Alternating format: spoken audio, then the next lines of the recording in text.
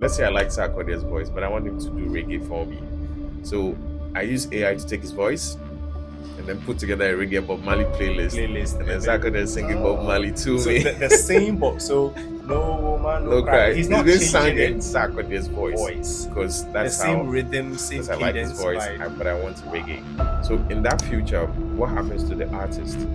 AI is coming, or AI is here. A lot more people are going to get There's it. a lot more junk. There's a lot more junk. Exactly. When Expected. It's expected, and I am worried because it threatens our creativity in this country. Now, back then it was easy, the reach was fast, you could get a lot of people to do a lot of things for free, even just giving them products was enough to get them to get this going for you. But now they'll send you rate card and they'll tell you to speak to their managers. So when I am running a short or strategizing for a short campaign, and there's a sound that is relevant to my campaign, I would lean towards taking advantage of what's hot right now. But if I'm running a longer campaign or a brand campaign that I need more ownership of what is being said, I would perhaps invest into composing an original sound, which was in the case of Mikakrawa. AI is coming for the jingle and maybe the entire advertising audio industry. It would clear you because anybody could prompt and get something decent to run with. But the bigger brands that demand creative excellence, they would not surrender all of this to AI. There was this conversation around producers dancing to promote their movies. The OGs are against it. What's the problem? Thank you for coming. Good to see you. It's been, 2 years? Yeah. Well, the last time we saw in person was a long time ago, but the last time we spoke was about a year ago, somewhere last year. Yeah. And I when I was thinking through this episode, I didn't think there was let me not say no one. People might find it offensive, but I thought you were the best person to speak on the topic because what we are doing now is we want to speak about the future of music and advertising, where it's going with the rise of AI-generated content and all of that. And I want to start with something that I know was very close to your heart. I followed your journey, Yeah. We met, the first time we met was in 2017, thereabouts. So almost a decade. And I've been following your journey. No way. It's been very inspiring. Thank you. You've done so much. You have been documenting your journey, so people know. I've tried. I have not really tried, but should. it's okay. Thank you for scolding me. Thank you. But I want to start with the Whoopro story because I think it's one of the clearest example of music and digital marketing, if you like, broadly advertising coming together, right, for the first time in Ghana. And what I want to know is the story behind it, right? Tell me about the story. Tell me everything about it. When you were launching, you partnered with Kelvyn Boy. Yes. What was it like? How did he even? Because at the time, Kelvyn Boy, it was around the same time that I discovered Kelvyn Boy as well at Carbon nightclub. Yeah.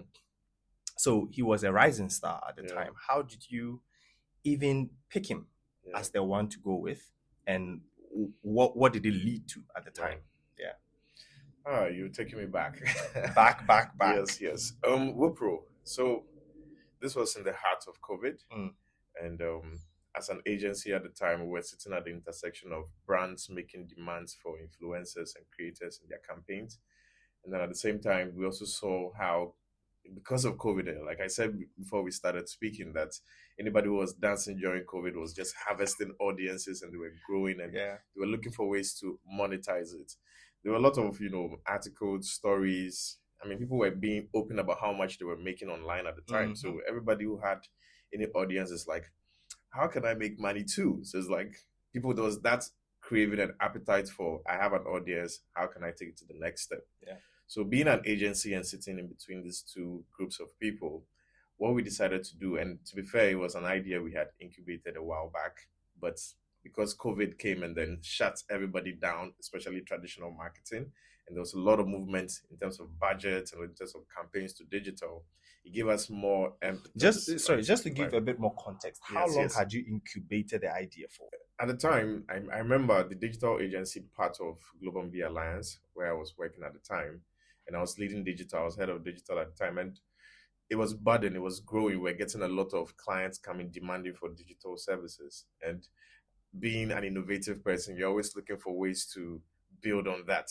So we had incubated this idea. I think the gentleman who was there before me, the head of digital was there before me, had birthed the idea. Right. And the idea was to build a product around this particular service that is growing, which was influencer marketing. We had done webinars. We were beginning to preach the need for brands to move budgets to influencers, which now, come to think of how much it costs to do it now. Back then, it was easy. The reach was vast. You could get a lot of people to do a lot of things for free. Even just giving them products was enough to get them to get this going for you. But now they'll send you a rate card and contact their manager. They'll tell you to speak to their managers. Yeah. But back then, it was really at its early stage. So being in between these two, intersection of these two groups of audiences, we decided to now build a product on top of it. So at the same time, Social Media Week was coming to Ghana. And just like any product, when you're trying to build any new product, it goes through the stages. And we wanted to build a beta version of it, test it out, and see, is this something that would really work on the market? Especially if you know how Ghanaians adopt technology, we are slow adopters. Yeah. It might sound good in the boardroom. You build a fancy UI, but when you hit the market, you feel like you have made a wrong choice. Yeah, I think that maybe let's pause on that a bit. I think the main problem with that is trust. It's not even awareness of the product. I think it's trust, right? In a larger sense, but maybe on another conversation we'll talk about it. We'll go deeper. I'm sure there's a lot of study on it. And to be fair, it's not just a Ghana problem. The introduction of any new products, there's actual literature on it. There's a curve that's used to describe product adoption. There are always early adopters. There are innovators who would quickly try it out. There are people who are just open to new technology. And then there's the curve where you get a second wave of adoption, which is bigger. And then there are people that you should just give up on, the laggers. They never get to use. There are people like that. So considering that, and just to go through the proper process of building a product, we decided to build a beta version. I should even call it an alpha version, because it was literally the first one.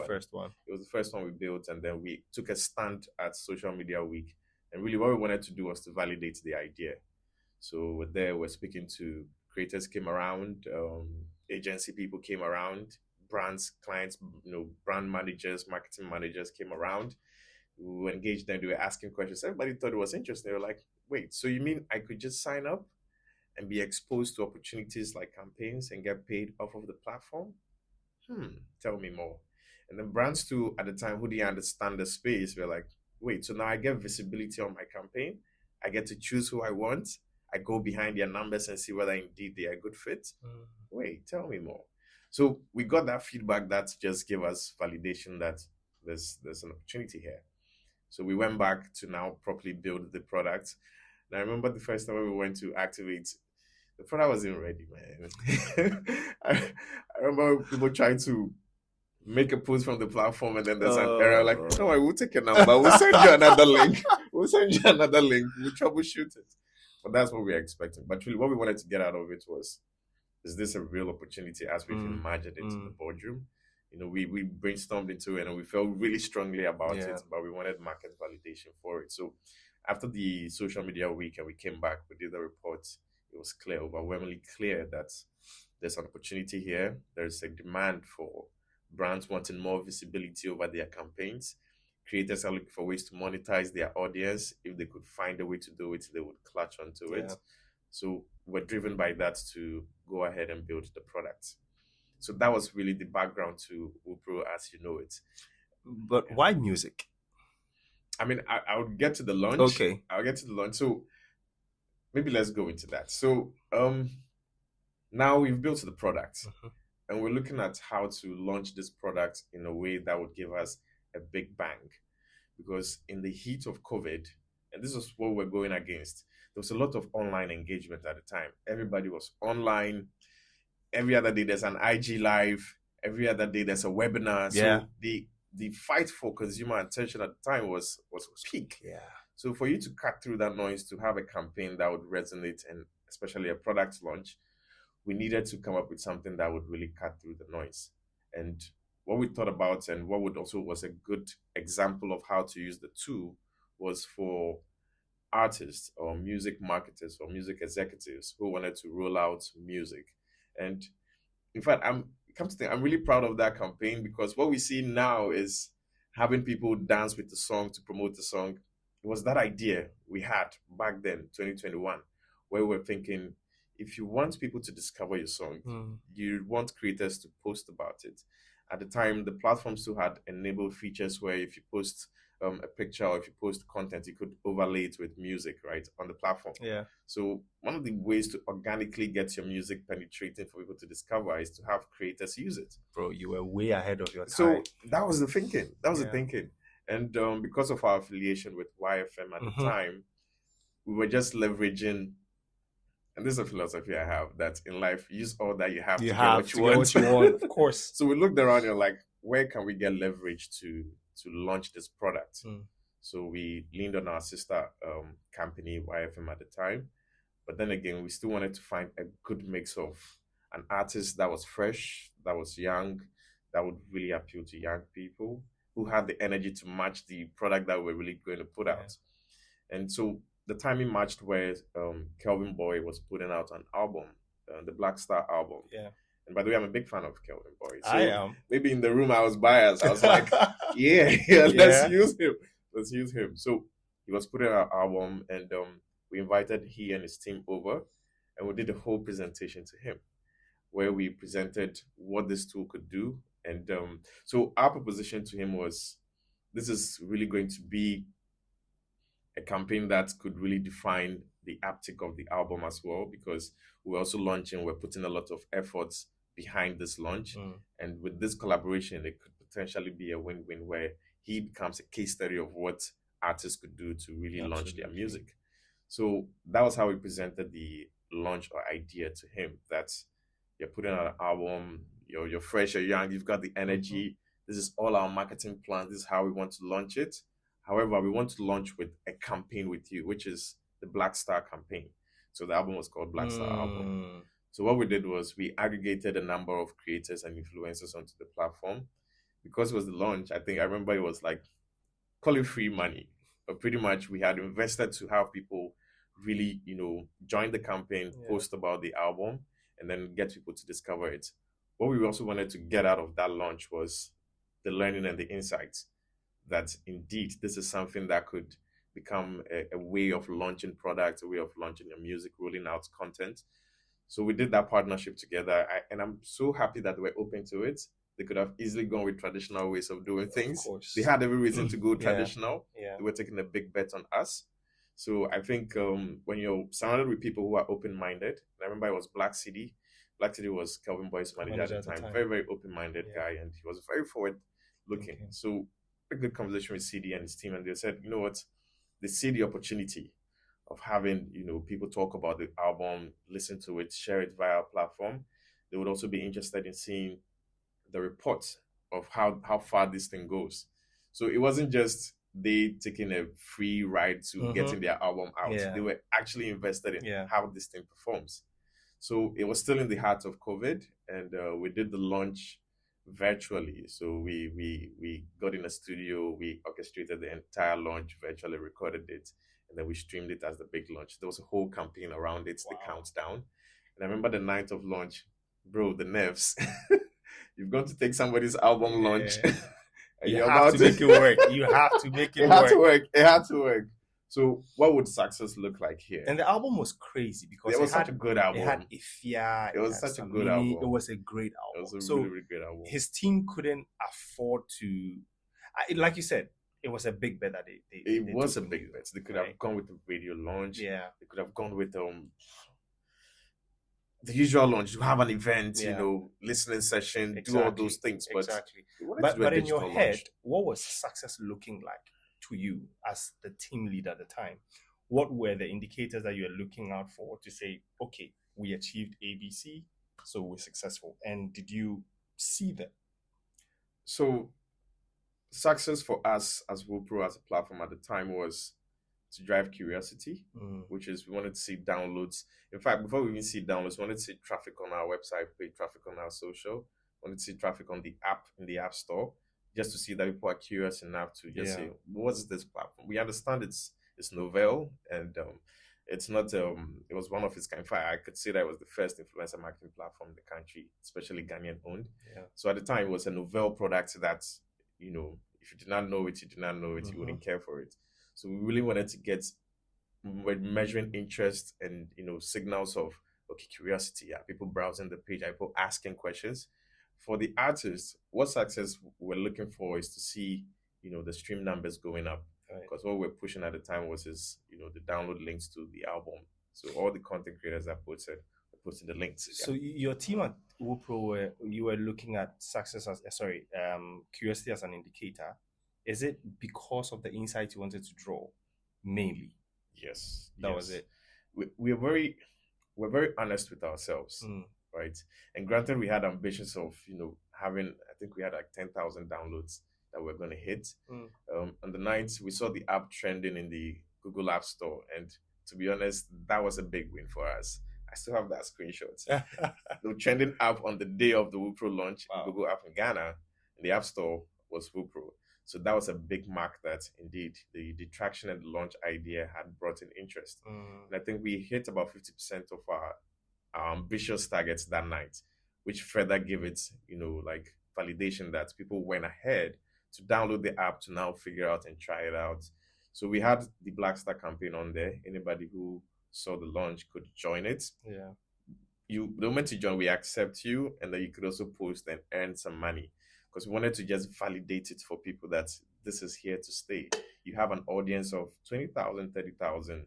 You can now just simply, with this tool, find ways of monetizing that audience that you have. So for us, we're heavy on data and analytics. We wanted to see how far this will go, how many downloads Kelvyn Boy would get with this album. And I think we saw really great traction from that side as well. Yeah, tell us about that in detail. What was it like? What were the numbers like? The team was happy about the launch because... When you say the team, you mean Kelvyn Boy's team, Black City and the team. They were happy about the launch because they saw organically people posting about it. The idea of the launch was fresh because... I mean, the entire creatives and the entire campaign around it was centered around the Black Star album of Kelvyn Boy. So on one hand, we are pushing new music. On one hand, people are like, who are these guys with this platform? So it was a win-win for both of us. We were happy because we saw how the app was trending. And then on the other side, they saw traction in terms of streams and downloads of the album. I don't know. I think it's one of his most successful albums. In the country, right? No. Kelvyn Boy's project. Kelvyn Boy's project. I think that's one of his most successful projects. Well, since then, he has not... Well... Has he dropped an album since then? Say again? He's dropped an album since then, no? Yeah, but I don't think he's had that much traction at the time due to so many other reasons. Well, thinking about the trajectory, I think that usually, like you're saying, Kelvyn Boy and his team, they could have gone the traditional way. But the tables were turned this time around. You went to them, so they were putting out music. They could have used all the traditional means to market the product, promote it, and all of that. Sorry, the song, when I say the product, the song. But you came up with something novel, which was using the marketing tools at the time, which specifically influencer marketing, right? To help them push the music. Usually, advertisers in our space, we have a product, we go to the artist, we tell them, we want you to use your music to push this for us. But this time around, you're going to there telling them, we know you have a product, we have a platform that we can help you promote it. So you're not going to use your music to help us promote our platform per se, but we are going to use our platform.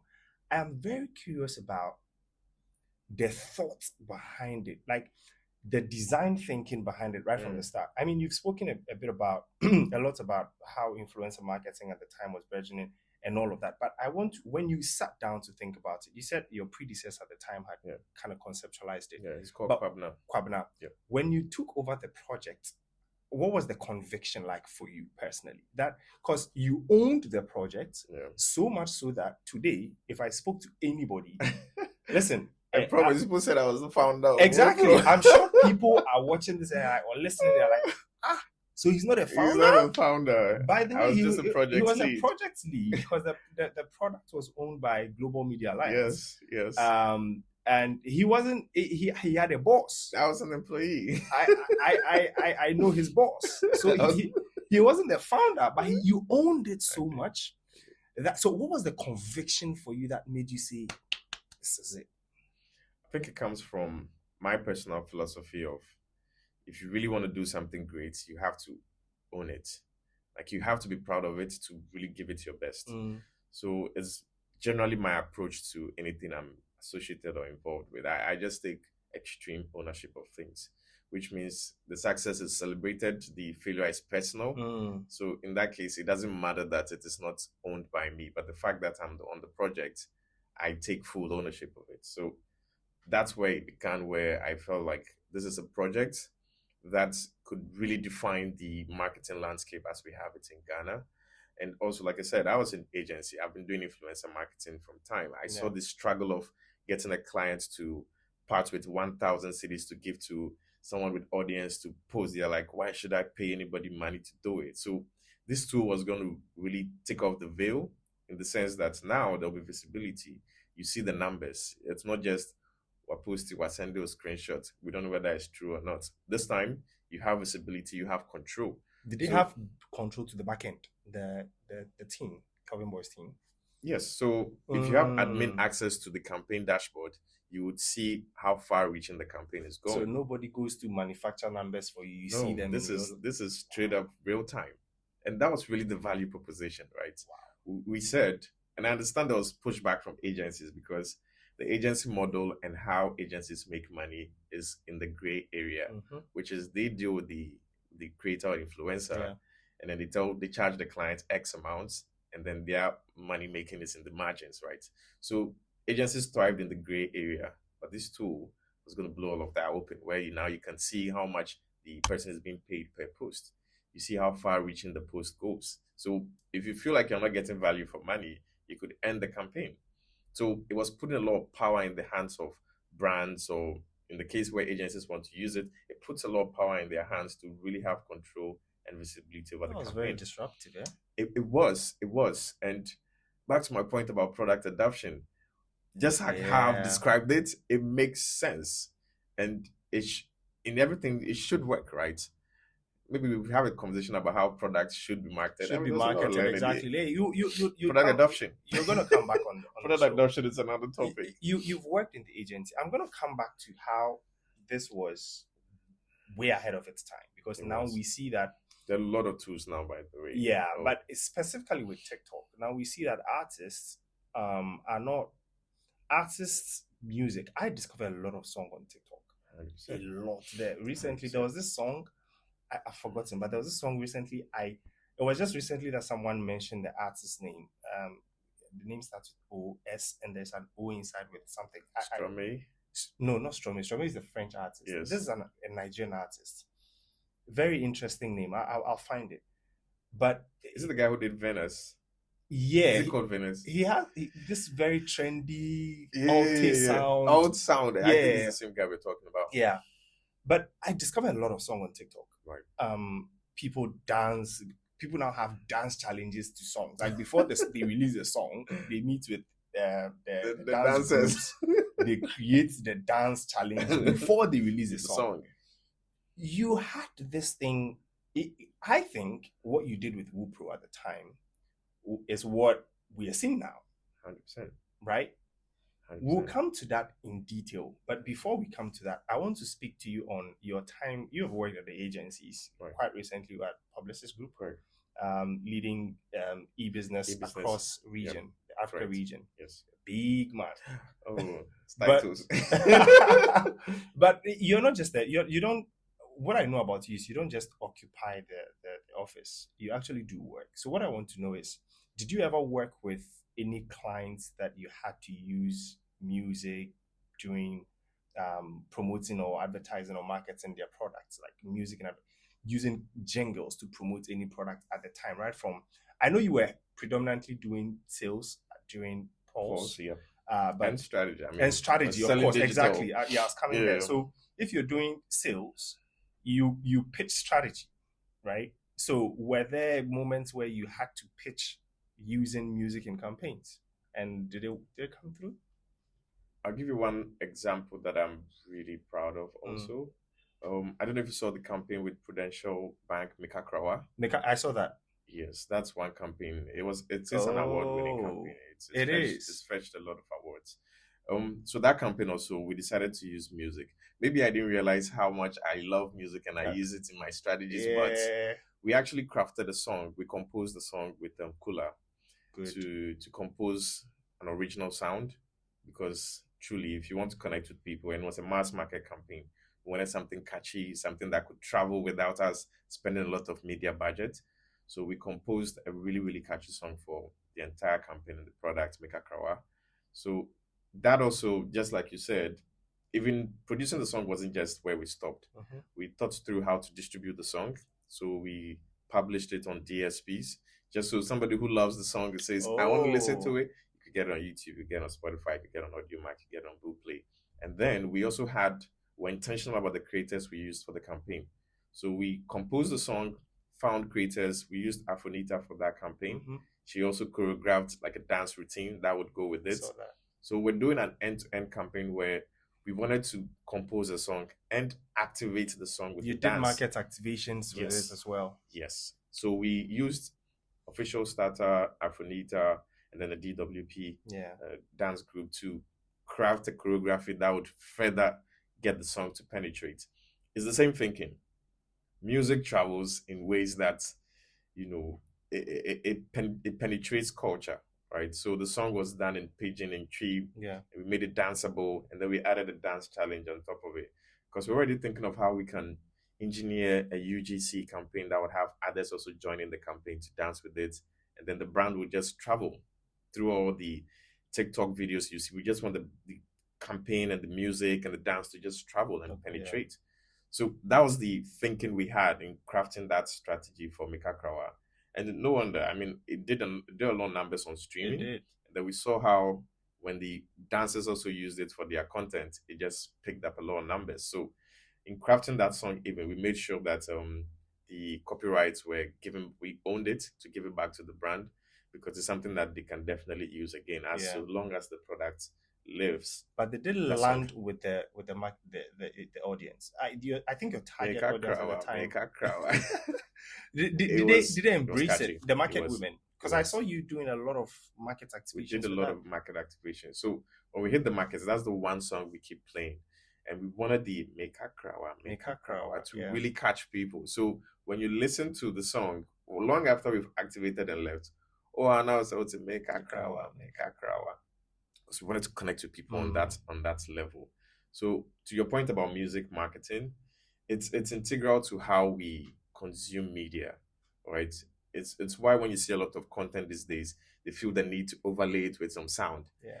Funny, or should I say, comedy content creators have this sound they use because somehow that sticks more than even after you've laughed. You know, there's this funny one that you always hear. I can't say it. It's hilarious. I can't make the sound. It's ridiculous. It sounds ridiculous. It's like those sounds stick with you. And there's something I learned, which is conditional learning.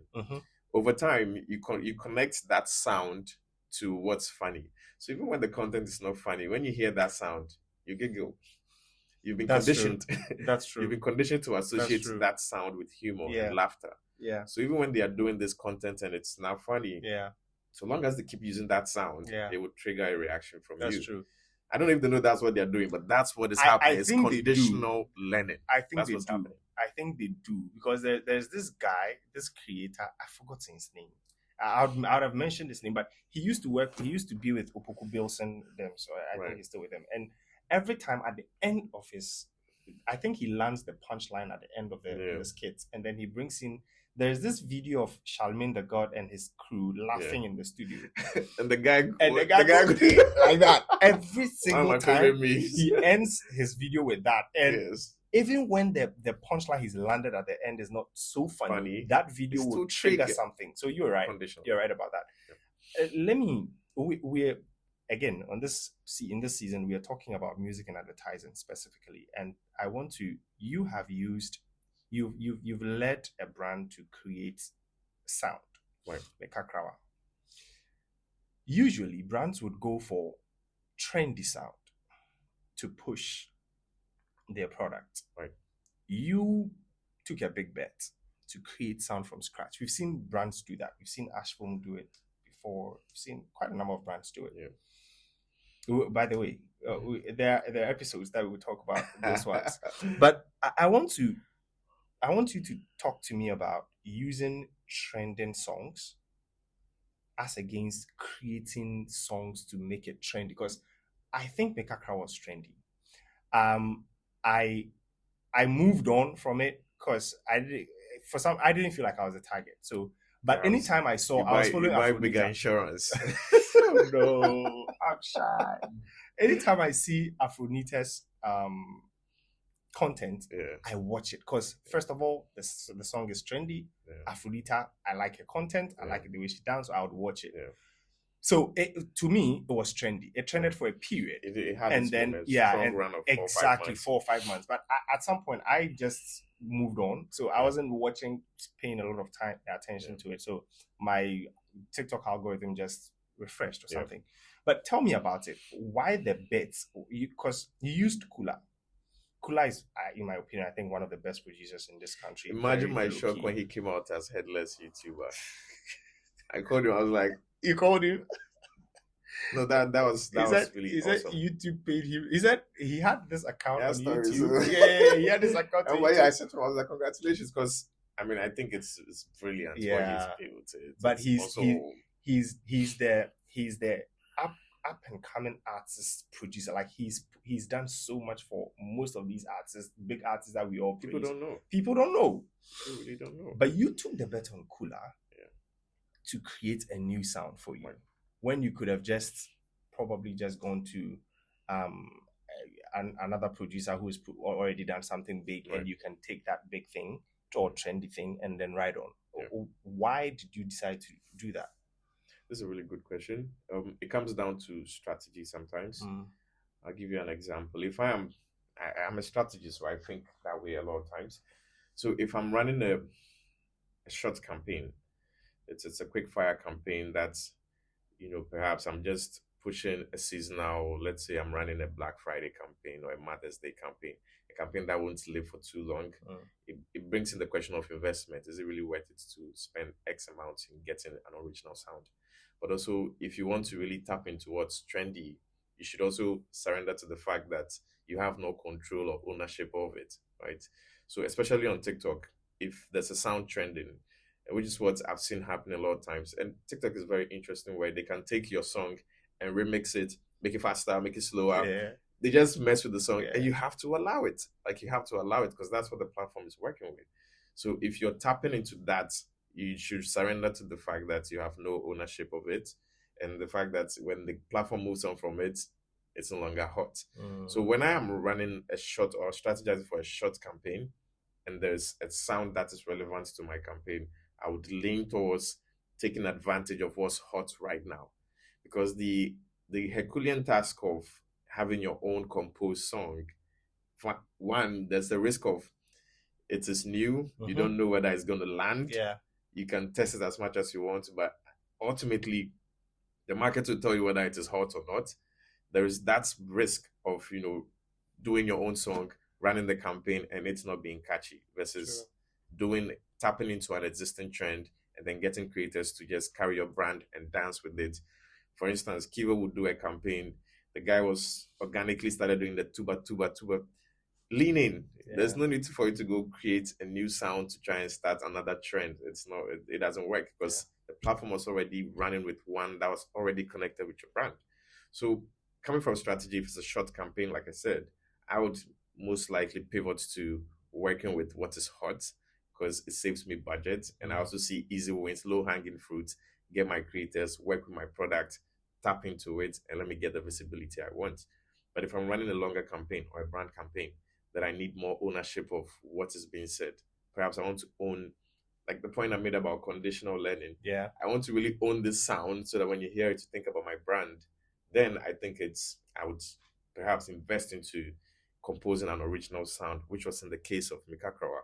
because it's a product that would outlive the quickfire 6-month campaign we were running. Completely. So it was a product, or it was an asset that the brand can use in different ways, even play in their offices. Every time they want to activate the product, they have that asset to work with. So I'm answering this in a way like I would typically do when I'm sitting behind the deck and I'm preparing and I'm making a case for why clients should lean here. So if it's a short campaign and it's Mother's Day, Sweet Mother is hot, you don't need to go now try and create a new one.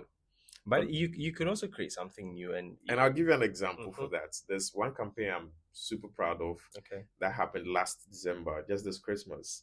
And my colleagues and friends at Publicis pulled it off. The campaign is Taste of Christmas. Okay. So, I mean, I had left at the time and I was just following the campaign. And what they did was, I don't know if you know Kinmadi. Kinmadi in Nigeria, American Love. Where are the Gen Zs? Sam, your age is showing right now. I'm exposed. But she's young, she's hot. Oh, you know her song. Ooh, American Love. Baby, you nigga, Rico. Oh God, my voice. Terrible. God. But what they did with her was they reimagined this Christmas song, 12 Days of Christmas. And then they literally changed the lyrics to on the 12 Days of Christmas. And then they brought in, like local dishes. And it's so humorous, it's catchy, and they wanted to connect with young people. I was just following, I was like, tick, tick, tick. I know 12 Days of Christmas, you remix it. I find it interesting. And now you're telling me about how you can use it with different meals because it's Maggie, it's a food brand. And you're using an artist that connects with young people. For me, I just found it very brilliant. And I saw the numbers. It was doing millions of views. Wow. It was rated as one of the best campaigns in December. I was following the blogs. I was like, that's insights meeting execution. Yeah. Right? Yeah. And we executed the same. They executed the same thing with Sina Soul in Ghana. Similar idea. She also remixed 12 Days of Christmas with our local dishes. And that's to answer your question about when to lean in on doing your original song or, tapping into a trend. Yeah. Now, what they did was they merged an original sound or original lyrics to an existing classic song to just create nostalgia and at the same time exciting you with something new.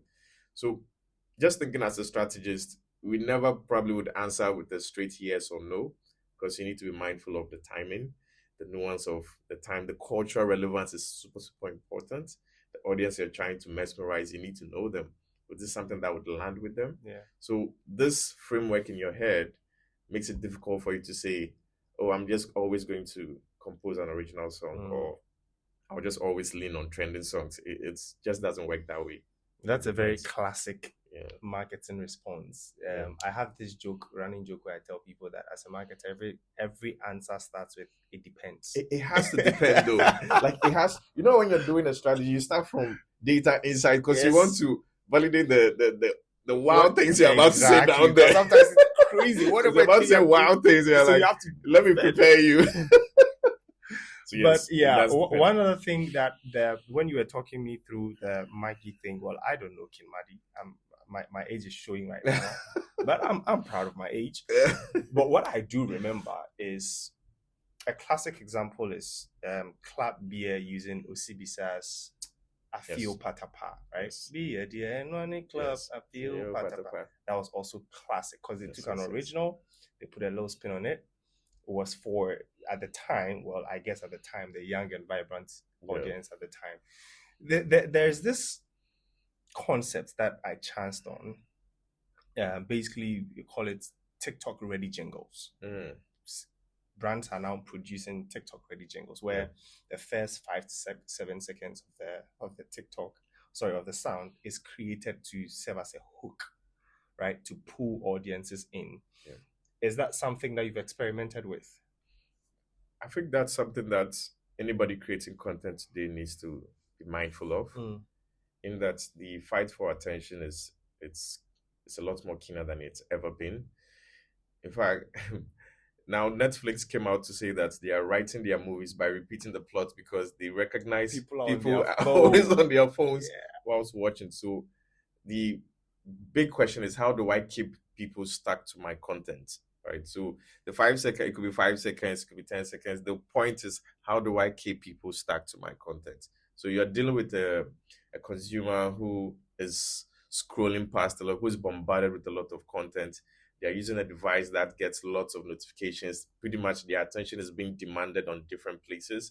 So you want to hook this person as quickly as possible. And there's data to prove that attention span keeps dwindling because people just get tuned out to long form content, which is why you'd find a lot of people want to give you the information in the first 5 seconds. And that is where creativity is required.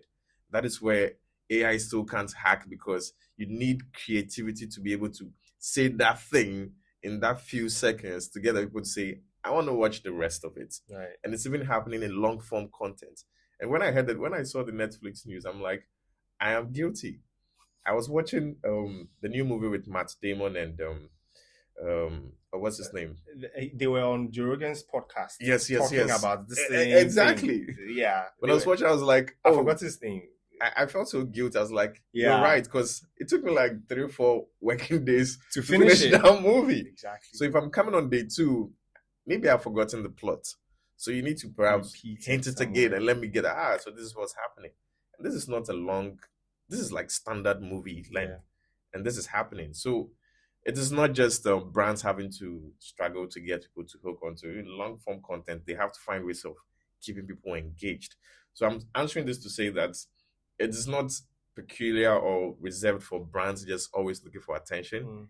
Anyone creating content has to now think deeply on how to get people stuck on their content. Even artists who doing their regular music. So if this was 2017 and you're 2021 and you're speaking to Kelvyn Boy, you're going to, let's say this was 2026 or this is 2026. You're this is the trend now. You're about to launch Whoopro. Let's just say all of this TikTok trend and nothing, but there is this part of it where people are hooking onto a few seconds of, you're going to tell how are you going to assess, this is out of the concept. How are you going to assess? I would have called Dance God Lloyd. Come to the office. Let's cook. So you saw what happened with Down Flat. I did. That song was good on its own. It's a brilliant record on its own. But what engineered the blow up was the choreography. The choreography. And I think that I don't know. I don't have the numbers. So but I think that sets the tone for all of the other hit songs that came after that. Most of them were doing dance challenges. I think I even want to. I don't know who to give the credit to, but one person who owns it is Mr. Drew. The moment he's dropping a song, it is coming with the dance. That guy he's a dancer. He's a dancer, so he leaned into it. It's like the song is coming with the dance already. Olive the Boy has done really well with that. Yes. Kiddy is not much of a dancer, but I've seen that. He started dance. He started dance. You for dance. There's this trend in Nigeria. I mean, recently, when Ani Kulakpo, the second one, came up, Kunle, the director, there was this conversation around producers dancing to promote their movies. And I'm like, do you see what's happening there? The OGs are against it. Yeah, but I don't get it. What's the problem? To be fair, I've done a campaign there's this show on Aquaba Magic that, yes, one of the ways we wanted to make the show interesting for people was we invited the cast to the studio at the time of pause. We invited the cast to the studio and we were playing fun games with them because, you want to find ways of, again, you want to catch your audience's attention. So we wanted to project the personalities of the cast members. And then by watching that fun 30-second video, you're like, what are they talking about? Let me go check out the movie. So it's now side content to bring you back to the major content we want you to watch. I've seen the argument going on, and it is coming from a place of, I need attention. I need people to watch my video, watch my movie. Dancing is what's getting their attention, so I want to dance, right? But the OGs are not used to it. It's like, why do I have to dance to get you to watch my movie? Like, it's just, I think it's a generational clash. I guess. You spoke about AI generated content. I want us to dig deeper in there slightly. The former MasterCard CMO, he made an assertion, and I'm going to try and read it out. He said that AI is coming for the jingle. Well, Billboard wrote a whole article about it, and that's the title. It said AI is coming for the jingle and maybe the entire advertising audio industry. Before I ask you any further question, what do you think about this head? If you saw this headline, you were scrolling through your feed and you saw this headline. Who said this? This was written by, it was an article written by Billboard, but it came from MasterCard's former CEO, who actually started his career out in music. Okay. Right. And he bowed out somewhere last year. But he said something which I'm going to speak to you, but I want to get your take on the headline. Right. Because Billboard said AI is coming for the jingle and maybe the entire advertising audio industry. I mean, I disagree, because what I've also noticed about the comments on the impact of AI is it's like there's no middle ground. It's that they are painting a very extremist picture where it's like it kills everybody, or it kills an industry, or people who are really skeptical and think they are still going to be relevant. I think there's a middle ground to this, because Jingle is not just the production of it. If you want to get a jingle that would really work, you're looking at the script, you're looking at the cultural relevance, you're looking at nuances that could really help you connect with your audience with that jingle. You're looking at the right voice to use, right? Because when you sit in the creative process and you see the process it goes through to even land on the voice, it's not just, oh, you have a deep voice, so it's the thinking. Would a deep voice sell this? Would a lady's voice do this better? So that thinking, yes, there may be data to support why you should use X or Y voice, but I've sat in creative processes where it just comes from a place where you have a lived experience, and then you take that creative bet and then it works. I do not think it would kill it. I think it would definitely knock out the lower end of jingles, which is those who are not doing the hard work of being creative with their jingle. The classic ones. It would clear you, because anybody could prompt and get something decent to run with. But the bigger brands that demand creative excellence, they would not surrender all of this to AI. They would still require that human touch to bring it to life. So I don't think it would wipe it out as it's painted in Doomsday. Yeah. I don't think so. Usually these headlines are clickbaits. But you got it right, because like I said, I was going to read what Raja said. So Raja said that AI can create variations of our sonic brand very, very well, and he said this on the backdrop that they spent 2 years creating their sonic brand, where they hired composers, musicologists, neuroscientists, actually, to produce that sonic brand. But before doing that, they tested AI. They tested out AI, and what they found is this: AI could create variations of our sonic brand very well, but it couldn't create the original sonic brand. That had to come from human beings, right? So before they even brought in all these musicologists and all of these people, they said, okay, AI is a thing. Let's try it out and see. And he's saying that it could not create it, right? But AI is everywhere now. Like you're saying, anybody could prompt and it will give something decent that you can do. 11 Labs. I've used it. I used it for a presentation. I had a class presentation some time ago, and then we're supposed to present a campaign idea. Leaned on AI to even create a sample ad, a sample jingle. It was decent for the class exercise. But if you needed me to actually run this campaign, I am not going to market with that, right? So I'm saying the lower end, and for those who do not want to pay, like who want to invest into proper production of quality jingle that would really sell, yes, AI could definitely deliver what they are delivering on the market. So for me, I'm looking at the AI can't create that cultural sounds that really resonate, or culturally resonating sounds. But it's happening. People are using it. How are brands positioning themselves for it? In recent times, let me go out of our industry a little bit. KPMG had come out several times. Their consultants have been caught using AI and all of that. And in Ghana, in a country where we barely have data to make decisions, it's very troubling for me. And this episode, we are speaking about the future of music and advertising. Maybe on a different day, we'll speak about the future of advertising in general. Right. Today, we want to focus on music and advertising.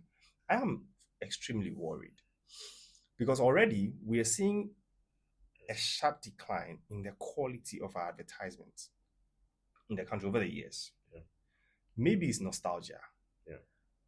But truly, when we compare some of the very old jingles to what we are seeing now, it's not that great. There's a huge gap. Now, AI is coming, or AI is here. A lot more people are going to get There's into a lot more it. junk. There's a lot more junk. Exactly. When expected. It's expected. And I am worried because it threatens our creativity in this country. It does. Generally, advertising as we see it. Recently, I was going through some of the old ads. I was showing our video producer some of the old ads. Hanikuchi Kuchi that was done by Tigo at the time. Those were some. That's something AI can't create. MTN's launch campaign for mobile money is classic. Some of these ads, but now we are seeing a sharp decline in this creativity. And AI, I am worried. From where you sit, all of the work you've done all these years, looking at the future we are getting into, how do you think the industry should position itself? Brands, client advertisers, the agencies, what should we do? I would say we shouldn't surrender to AI. I'm speaking to agencies. It's easy, right? Especially if you've worked in an agency, you know the pressure is crazy. Yeah. And you're chasing deadlines. Your work. Yes, you're chasing deadlines all the time.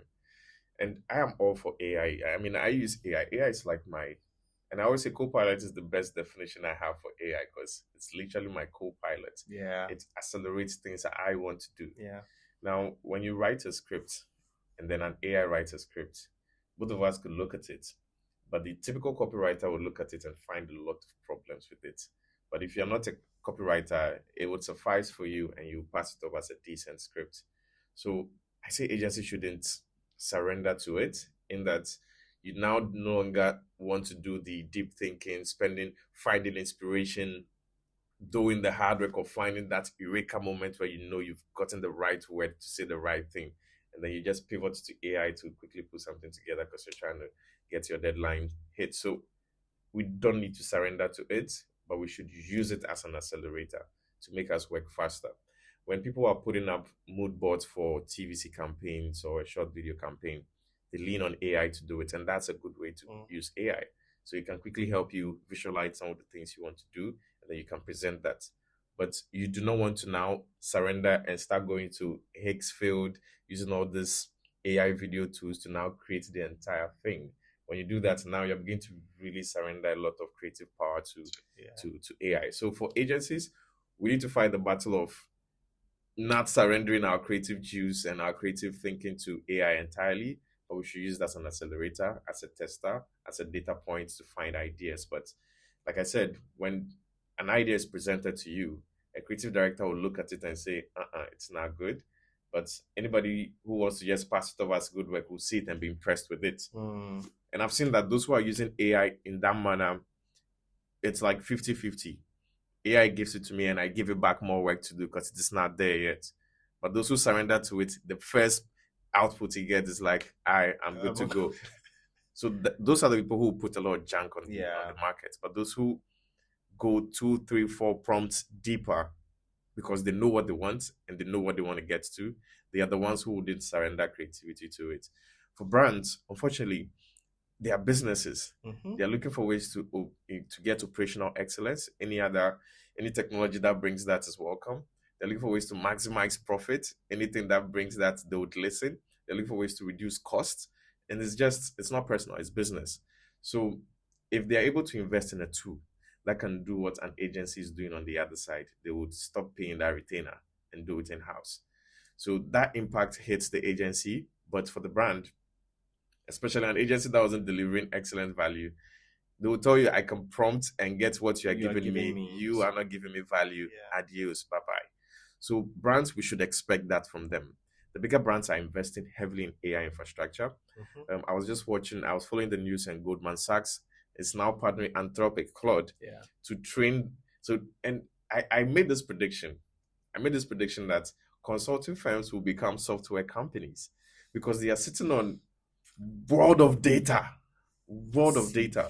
So when I saw Goldman Sachs, partnering with Anthropic to train and get, see, that tool will be special. It's going to knock a lot of people out of jobs because it can especially in the consulting world. It's going to sweep it clean. Yeah. Right. So I'm speaking from the brands and business side where they are also investing into AI infrastructure in ways to maximize profits, reduce cost, and just ensure operational efficiency and operational excellence in what they do.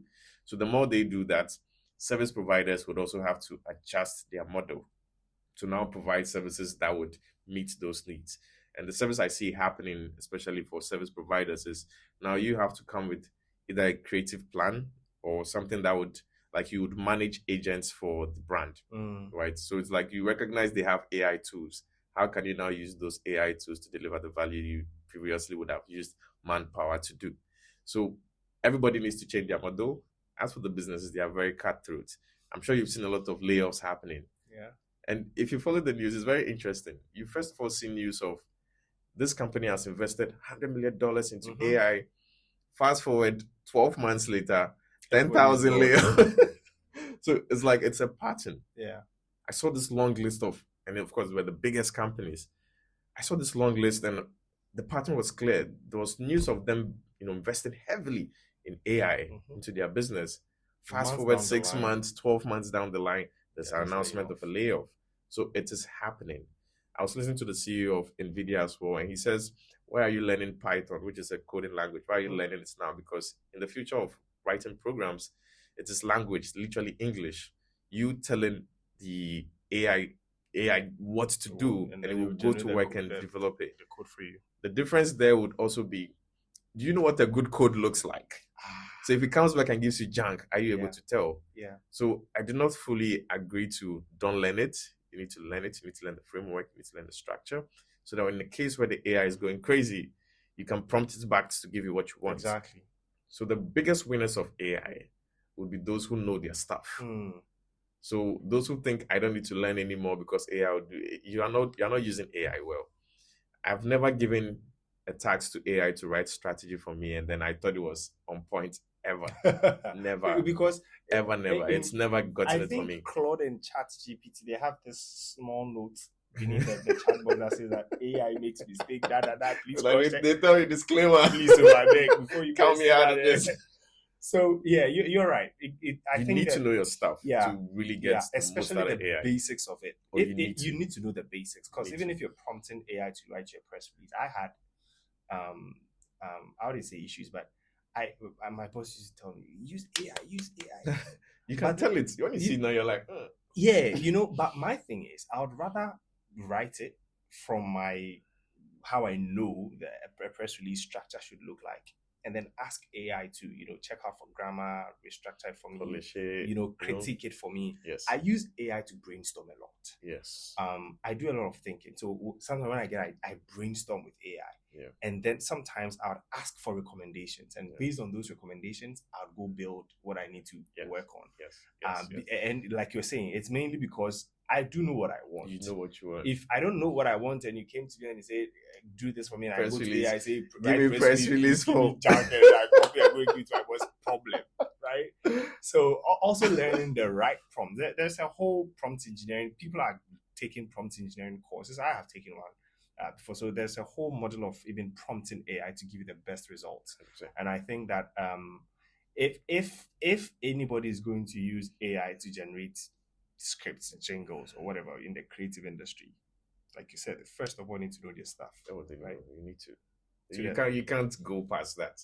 Otherwise, those who know would see you for the junk you're producing. Yeah. Especially brands who know their stuff, they'll call bullshit on it the moment they see it. Yeah. So people think I don't need to learn and do the hard stuff anymore. No, you actually still need to do the hard stuff. AI is just going to make life easier for you if you know what you want. Yeah. So do the hard work of still getting the experience, study a lot of campaigns, case studies, get that feeling of what a good campaign looks like. Yeah. So when you prompt it, even after learning all the prompt engineering you could learn, you prompt it right, it gives you something. You can still see that it is not there yet. But without those eyes, you would eat any junk. Are brands still commissioning original sound in this big 2026? Oh, yes. I think that's still prevalent, especially in our markets. A lot of the jingles you would hear on radio are definitely commissioned. And because, especially for brands in the regulated space that FDA has to approve, you really want to get it right. You really want to say the right things. You really want to produce the jingle rights. So for those, I don't think it's gotten so sophisticated on the other side that they're able to produce it on their own without needing, or even outsourcing it. So for that, it's still happening. It's quite prevalent. Yeah. It's like people saying traditional media is dead, right? Yes. I don't. I think that they are hanging on by the thread. You think so? I think so. I don't know one friend of mine who still listens. I don't think the data supports that. Well, it's a huge market served by traditional media. We don't have much data in this country, but if anyone has the data, you can show me. But I don't know one friend of mine who listens to Radio One. Those who watch TV and specific shows on TV, they watch it on YouTube. Yeah. The show that I watch constantly or religiously on TV is Newsfile and Point of View by Bernard Avle. Right. I don't watch them on TV. I watch them on YouTube. I actually watch them on YouTube. Same. So I get it. I mean, I'm not trying to. I don't think I can wipe out traditional media completely, but I think they're handling on by the thread. They are trying their best to innovate. City TV literally launched on. It's not Channel One TV, but they literally launched on Facebook. Yes. Which I found really innovative at the time. Yeah. And they went back. I thought they were going to disrupt the industry by being an online-based TV station, but they had to go traditional. So I think some way, somehow, you can relate it to the brand sophistication you're talking about, right? I just wanted to I do agree that it's dropped in terms of consumption of traditional media. The shift is moving towards digital. I mean, sometimes you'd be surprised, like you're walking and then you find your everyday Joe watching TikTok, and it's like they're so, you're like, I didn't think you're a TikTok person, but they are. But my grandma, like older people on TikTok. My mother is on TikTok. My mom called me that, come and download this TikTok thing for me. And because of how the FYP works, hers is heavy on religious content, heavy on pastors, prophets. I was like, okay. There's TikTok for everyone. Yeah, there is. Eli, you've been in big offices. You've occupied top decision-making offices. Ali, you hype me, wow. And they trust you rough. But background guy. Your recent portfolio is quite a big one. You no longer occupy it. I'm sure when the time is due, you tell the people what you're doing now. Yeah. You've told me, but I'm not gonna. Soon come. He will tell you. But if you're a CMO today, and you are supposed to build a sound strategy for a client, what are the three main important decisions that you would make? One, differentiation will be very important for me, in that I want a sound that would resonate with my brand. If I'm an energetic brand, I would want a sound I can own that can trigger that emotion in my audience. So I would want a unique sound that's differentiated on the market. Considering the proliferation of anybody being able to create, it's like I'm going to dig deeper to find a sound. It could be a new instrument that would really stand out and cut through the noise. I will probably probe in that area to find that unique sound. And then secondly, my point earlier about conditional learning, I want a sound that over time, as we keep using it in our collaterals, in our assets, in our campaigns, in our communication, it trains my audience to associate me with a specific emotion and reaction as well. So I want something that is that catchy, right? Something I can use to train my audience. So over time, it's like when you hear that sound, you just immediately pivot to that reaction. If it's melancholic, you're all of a sudden, like your mood just comes down. Yeah. If I want to make you happy, I use that sound, then I put you in that mood as well. And that would be the Herculean task there. And then 3, it has to be culturally relevant. And that is where AI cannot really crack. I really don't want to underestimate AI. For 5 years from now, it can embody a human being, right? Live in our environment, and then come back and say, okay, now I know how Adenta people behave. So I'm just going to not push down on that, but it has to be culturally relevant. And those nuances that you just have to feel, you just have to know it, lived experiences that you can't quite explain, but intuitively you know this is where the magic lies, is what I also probe to get to. So the cultural relevance is important to me, and sound that I can use to conditionally train my audience to trigger an emotion, and then a differentiating sound. Like I said, there's a lot of proliferation, so I would really look for a sound that could really stand out, on the market. If you're a brand manager, you heard him. I feel like I just wrote an exam. But so we're gonna wrap up now. But my last question to you, and this is very relevant because almost 10 years ago you started something that we are now seeing or experiencing. You've told us why that conviction at the time. Do you have any conviction now that tells you, or that would help you tell us in the next 10 years, by 2036, what you think music and advertising would look like in Ghana or even globally? This is where I go crazy. I do think of realities that might sound sci-fi, but I foresee a future where music consumption changes, in that let's say my favorite voice is Kendrick or Drake, and I'm somebody who consumes covers of music, right? Like if I like a song, I want to see how other people performed it. We are different on that level. Like Benson Boom, right? I don't do that. I do that. Like, I want to consume music in different ways, forms. It could be Afrobeat remix of it. So let's just use this example where I love one particular artist's voice. And then because of the capabilities of AI, I can create different playlists of different songs and ask the AI to sing all the songs for me in this person's voice. And that's how I want to consume my music. It's a future I foresee where there's a lot of power in the consumer's hands to really manipulate and consume the music the way they want it, right? So in that future, the power is no longer in the composer's hands. People could take your voice and go, let's say I like Sarkodie's voice, but I want him to do reggae for me. So I use AI to take his voice and then put together a reggae Bob Marley playlist.